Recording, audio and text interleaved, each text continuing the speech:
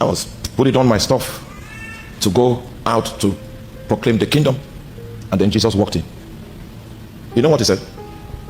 Do not disturb me again for the next 3 years about returning back to Nigeria. I went to Tanzania for a gospel campaign. We passed through Dar es Salaam, we passed through Mwanza, then we ended up at Arusha in Tanzania. When I finished that campaign, we came back home, tired, exhausted from the journey. Because from the international airport to my house is a 4 hours road trip. So when we landed, we still had to do a 4 hours road trip to arrive home. And when I got back home, I met a notice. One of the Christian fathers in the land had sent a notice. And the notice read that the moment you are back, come and see me. I looked at it and said, did I do something wrong? Did I say something out of order? But let me find out.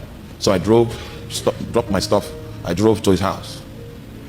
He's someone that I can confirm that is very matured in the prophetic ministry. He's far more mature than I am in the prophetic ministry.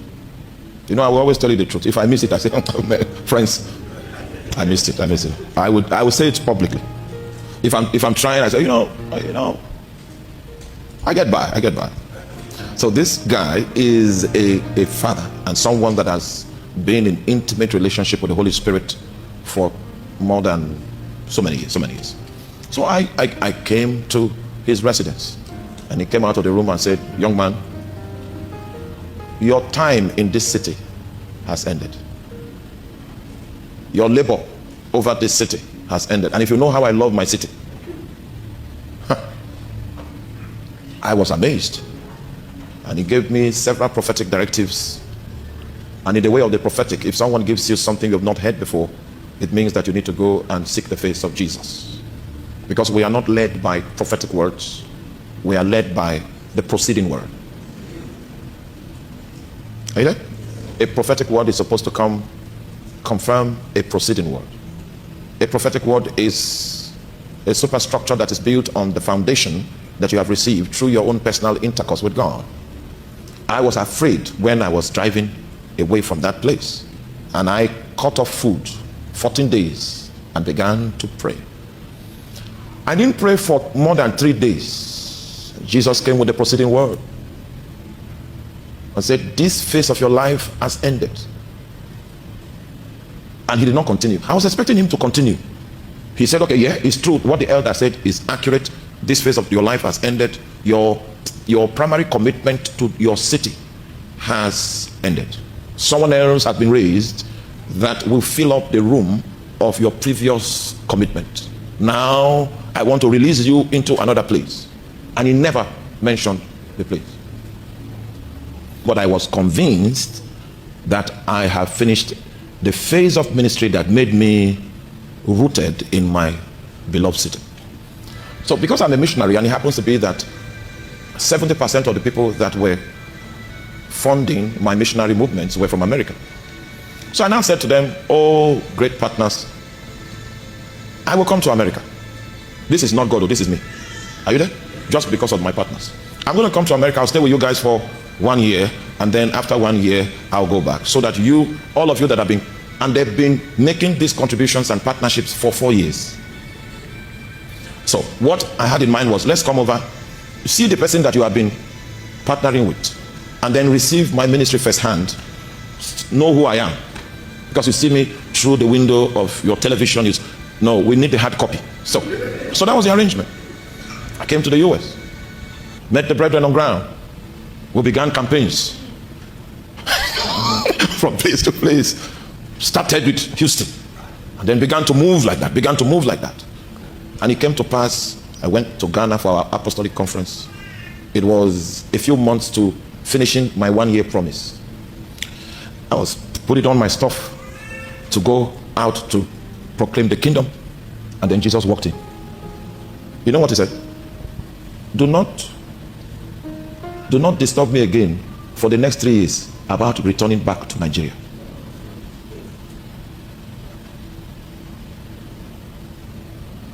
I called my wife. I said, Because we were paying the school fees of our children to keep their slots in their schools. The school they were attending was probably one of the best you can find, and it is on high demand. So now that we're absent, we're still paying their fees, so that when we come back, they just move back in and everybody is happy.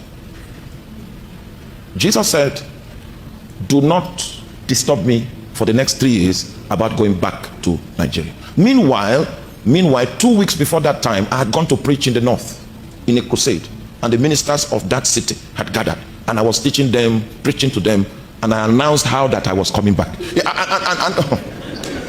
In fact, that announcement, some people heard it and they almost had a heart attack.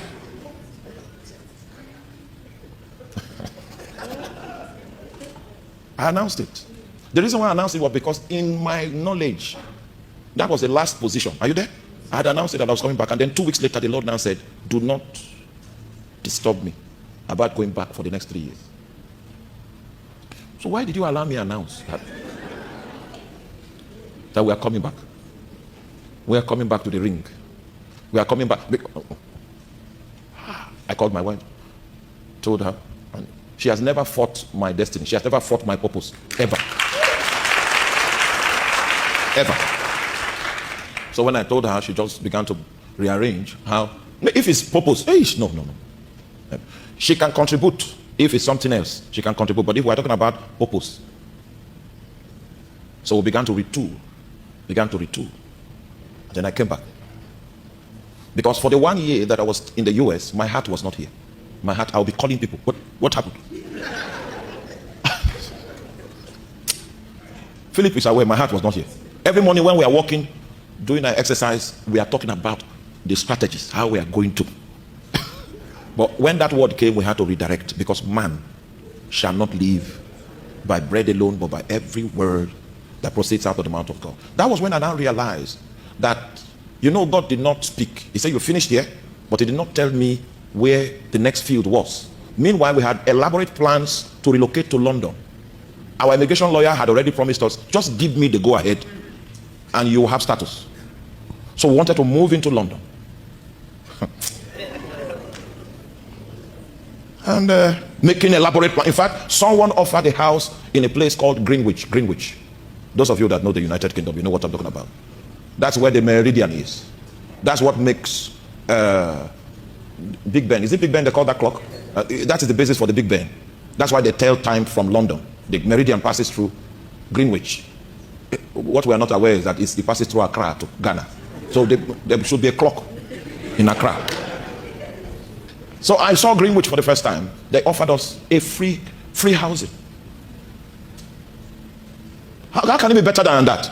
And we're making plans. And my friends in the United Kingdom are very persuasive, very convincing individuals. One of them is here. Very convincing individual. And we had grown so close that the answer was the United Kingdom. But first of all, we came and said, okay, we just want to respond to our partners so that we know who we are. Not who we are on the pulpit, but who we are as men. And all of that. And that was God's strategy to making us escape the United Kingdom. And then eventually his will became clear. So we're no longer in the US by choice. We are now in the US by design. Are you following what I'm talking about here? By design.